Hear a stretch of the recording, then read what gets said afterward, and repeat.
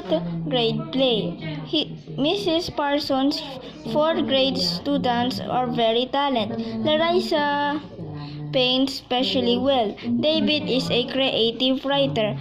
Wendy sings beautifully. Susan creates original fashion designs. Mark, Marco is a fascinating gymnastic. Polly and Diego take acting and like to play different characters. Nia has been taking guitar lessons since he was 5 years old. With all of these talents, the class decides to put on their own play. The play is about a boy named Elijah who wants to be a cheerleader. Elijah hopes his gymnastic skills will get him a spot for the cheerleading squad.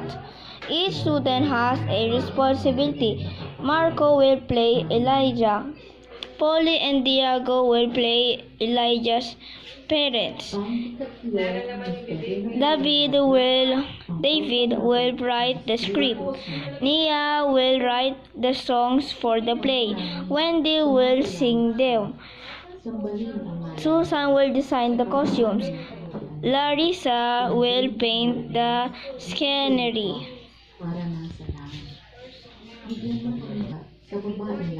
Mrs. Parsons' class worked hard for 3 months. Finally, they felt ready to perform their play in front of an audience.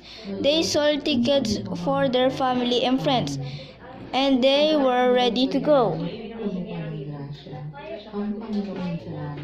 The night of the performance, the auditorium was full. Every seat was taken. The students were a bit nervous, but Mrs. Parsons encouraged them.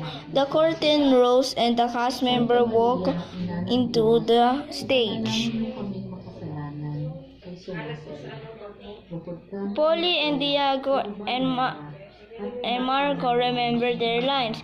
The songs were performed flawlessly. The scenery looked wonderful. The costumes fit the cast members perfectly. The production went better than anyone could have hoped. The students then had to decide what to do with the money they earned from selling the tickets. The family decided to donate the money to the local children's hospital. Not only did Mrs. Parsons' class put on a wonderful play, but they also helped the children in need.